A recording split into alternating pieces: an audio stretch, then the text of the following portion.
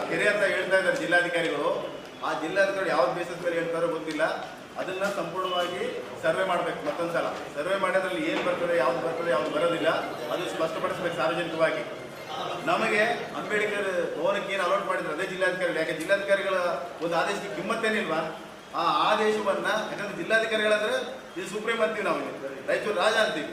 ಅವರು ಮಾಡಿದ್ದೆ ಅವರು ಈ ರೀತಿ ಉಲ್ಲಂಘನೆ ಮಾಡ್ತಾರಂದ್ರೆ ಅದು ನಾವು ಪ್ರಶ್ನೆ ಮಾಡ್ತಾ ಇರೋದು. ಅಲ್ಲಿ ಅಭಿವೃದ್ಧಿ ಮಾಡಬೇಕು ಮತ್ತು ನಮ್ಮ ಭವನವನ್ನು ಯಥಾಸ್ಥಿತಿಯಾಗಿ ಎಲ್ಲಿದೆ ಅಲ್ಲೇ ನಿರ್ಮಾಣ ಮಾಡಬೇಕು.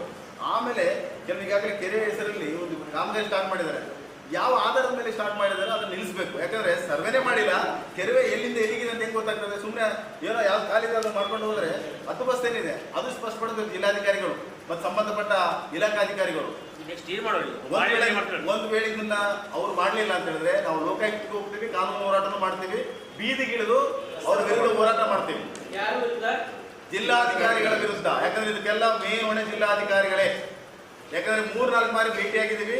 ಅವರು ಹೆಂಗೆ ನೆಗೋಸಿಯೇಷನ್ ಮಾಡ್ತಾರೆ ಅಂದ್ರೆ ಫಸ್ಟ್ ಅವರಿಗೆ ಗೊತ್ತಿಲ್ಲ ಎಷ್ಟು ಎಕರೆ ಇದೆ ಅಂತ. 8 ಎಕರೆ ಇದೆ ಅಂತ ಹೇಳ್ತಾರೆ. ಇಲ್ಲ ಸರ್ ಇದು ಇಷ್ಟಿದೆ ಅಂತ ಪಾಣಿ ತೋರಿಸಿದ ಮೇಲೆ ಹೌದಾ ಅಂತಾರೆ. ಟೋಟಲ್ ಮಿಸ್ಗೈಡ್ ಅವ್ರಿಗೆ ಏನು ಗೊತ್ತಿಲ್ಲ ಈ ವಿಚಾರವಾಗಿ. ಅಲ್ಲಿನ ಕೆಲವರು ಏನು ನಾಯಕರಿದ್ದಾರೆ, ಅಲ್ಲಿನ ಕೆಲವರು ಅಲ್ಲಿ ನಗರಸಭೆ ಸದಸ್ಯರಿರ್ಬೋದು ಅಥವಾ ಇನ್ನೊಬ್ಬ ಮುಖಂಡರು ಇರ್ಬೋದು, ಪಕ್ಷಿಗಳ ಮುಖಂಡರು, ಅವರು ಒತ್ತಡದ ಮೇರೆಗೆ ಇವೆಲ್ಲ ಆಗ್ತಾ ಇದ್ದಾವೆ ಅನ್ನೋದು ನಮ್ಮ ಸಂಶಯ ಇದೆ. ಇದರಲ್ಲಿ ಜಿಲ್ಲಾಧಿಕಾರಿಗಳು ಯಾಕೆ ಅವ್ರಿಗೆ ಸಪೋರ್ಟ್ ಮಾಡ್ತಾ ಇದ್ದಾರೆ ಅನ್ನೋದು ಅವ್ರ ಮೇಲೆ ಕೂಡ ಸಂಶಯ ಇದೆ.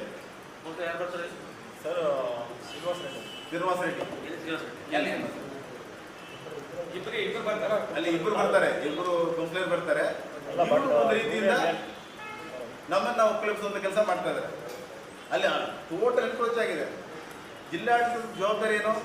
ನ್ಯಾಯ ಒದಗಿಸೋದು, ಕೆರೆಯನ್ನ ಸಂರಕ್ಷಣೆ ಮಾಡೋದು, ಸರ್ಕಾರಿ ಭೂಮಿಗಳನ್ನ ಸಂರಕ್ಷಣೆ ಮಾಡೋದು. ಅವರೇ ಮಾಡಲಿಲ್ಲ ಅಂತ ಹೇಳಿದ್ರೆ ಅದೇನು ಬೇರೆ ಎದ್ದು ಹೊಲ ಬೈದಂಗೆ ಆಯಿತು. ಸೊ ಇದಕ್ಕೆ ಏನು ಅರ್ಥ ಏನು ಅನ್ನೋದು ನಮ್ಮ ಪ್ರಶ್ನೆ.